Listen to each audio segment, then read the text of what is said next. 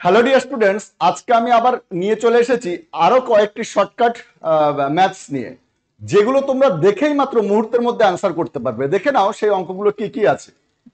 প্রথম দেখো, আমরা বিভিন্ন পরীক্ষায় কিন্তু এই ধরনের অঙ্ক দেখে থাকি। ঠিক আছে, দেখো বেস থাকবে, পাওয়ার থাকবে, তাহলে এগুলো আমরা কিভাবে করব? তাহলে এটাকে আমাকে করতে গেলে করতে হবে, দেখো উপরে কি আছে 50, 50 পাওয়ার কি আছে 50। এবার এই 25টাকে যদি আমি ভেঙে দিই, 5 স্কোয়ার করে দিই, 25টাকে আমি 5 স্কোয়ার করলে কি হবে 25 হবে। আর উপরে কি রয়েছে 25 তার পাওয়ার রয়েছে। তাহলে দেখো বেশ পাওয়ারগুলো সব দুটোরই পাওয়ার সমান হয়ে গেছে 50, আর 5-এর পাওয়ার কত 25 দুগুণে 50। তাহলে কি হয়ে গেল, দুটোরই পাওয়ার সেম, তাহলে 50/5-এর পাওয়ার কত 50। এবার 5 দিয়ে আমি 50কে কাটলে কত 10, তার মানে অ্যান্সারটা হচ্ছে 10-এর 50। তার মানে কি এটা হলো আমার অ্যান্সার। দেখো একই রকম ভাবে নেক্সট যে অঙ্কটা রয়েছে এটা আমরা কিভাবে করব। একই রকম ভাবে আমরা কি করে ফেলবো, 27টাকে আমরা রেখে দেব, 50টাকে উপরে পাওয়ার রয়েছে, 3টাকে আমরা স্কোয়ার করে দেব। তার মানে কি 9টাকে স্কোয়ার করলে কত 3 স্কোয়ার, আর এর কত পাওয়ার রয়েছে 25। তার মানে কি উপরে 27 আর 50 আর নিচে কত 3 50। দেখো দুটোরই পাওয়ার কিন্তু আমাদের সেম হয়ে গেছে। তাহলে কি হয়ে গেল 27/3, তার পাওয়ার হয়ে গেল কত 50। 3 দিয়ে এবার আমরা যদি কাটি 27কে কত 9, তার মানে কি 9/50। দেখো ডি হলো অ্যান্সার। নেক্সট দেখো আরেকটি অঙ্ক। আমরা যদি এই ধরনের সিরিজে অঙ্ক দেখি, ঠিক আছে, এই ধরনের সিরিজে অঙ্ক দেখি, দেখো 2 আছে, 2 এর পরে কি আছে 4 আছে, 4-এর পরে কত 8 আছে, ডবল 8-এর পরে যদি 32 থাকে, 32-এর পরে যদি 64 থাকে, এই ধরনের সিরিজের অঙ্কে আমরা কি করব, যদি প্লাস চিহ্ন থাকে এর লাস্টে যেটা থাকবে কত, এর বেসটা কত 8, 8-এর থেকে উপরে 1 কমিয়ে বসে দেবো, আমাদের অ্যান্সারটা হয়ে যাবে। দেখো যদি মাইনাস থাকে তাহলে কি হবে, দেখো একই রকম অঙ্ক দেখতে কিন্তু মাইনাস আছে, তখন আমরা কি করব, লাস্টে যেটা থাকবে সেটাই অ্যান্সার হয়ে যাবে।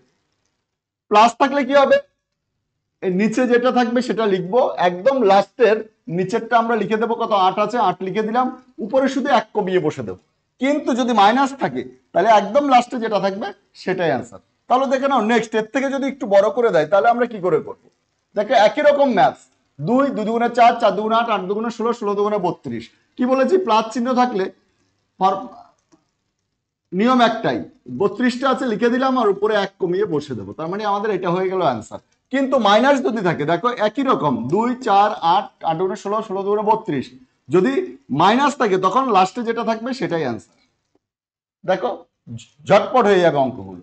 নেক্সট দেখো, দেখো আমরা বিভিন্ন পরীক্ষা এসে বা দেখে থাকি যে এই ধরনের একটা অঙ্ক আমাদের বৃহত্তম ক্ষুদ্রতম বা ছোট থেকে বড় হিসাবে সাজাতে দিয়েই থাকে।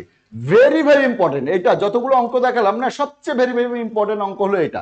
দেখো এই ধরনের বৃহত্তম ক্ষুদ্রতম যদি আমাকে বের করতে দেয় বা বড় থেকে ছোট হিসাবে যদি সাজাতে দেয়, তাহলে আমি কি করে করব, সঙ্গে সঙ্গে দেখো এর মধ্যে কোনটা বড় কোনটা ছোট, এখানে বলেছি বৃহত্তম কোনটা, আমরা সঙ্গে সঙ্গে কি করব, এই যে 5√4 আছে, 5√4 আছে, তাহলে দেখো আমরা ছোটবেলায় যে শিখেছিলাম,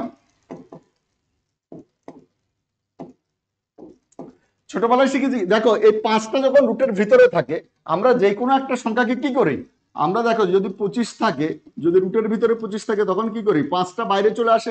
তার মানে কি এ রুটের ভিতরে 5 কত ছিল 25 ছিল, 25 ছিল, তার জন্য রুটের বাইরে গিয়ে এটা 5 হয়ে গেছে। তাহলে আর এদিকে 4 করে দিলাম, তাহলে কত হয়ে গেল আমাদের 100। একই রকম ভাবে দেখো এই 4টা ভিতরে দুখানা 4 ছিল, 4 4 কত 16 ছিল, আর 5 রয়েছে, তার মানে কত 5 16 80। দেখে একই রকম ভাবে এই 5টা ভিতরে কি 25 ছিল, 25 ছিল বলেই 5 5 25 হয়ে গেছে, আর 3টা একা ছিল, তার মানে দেখো 3 25-এ 75। একই রকম ভাবে দেখো 3 3 কত 9 ছিল, ইন্টু কত 5 45, 45। তাহলে দেখো এর মধ্যে থেকে আমাকে বড় ছোট আমাকে বুঝতে অসুবিধা নেই, 100 হলো সবচেয়ে বড়, তারপরে 80 75 45, তাহলে আমাকে কি বের করতে দিয়েছে বৃহত্তম, বৃহত্তম কোনটা 100, তার মানে এটা হবে অ্যান্সার, মানে এটা হলো আমাদের অ্যান্সার। তাহলে এটা যদি তোমরা বুঝে থাকো, এটার ক্ষুদ্রতমটা বের করে আমাকে কমেন্ট করে যাও, এই 4টের মধ্যে ক্ষুদ্রতম কোনটা আছে।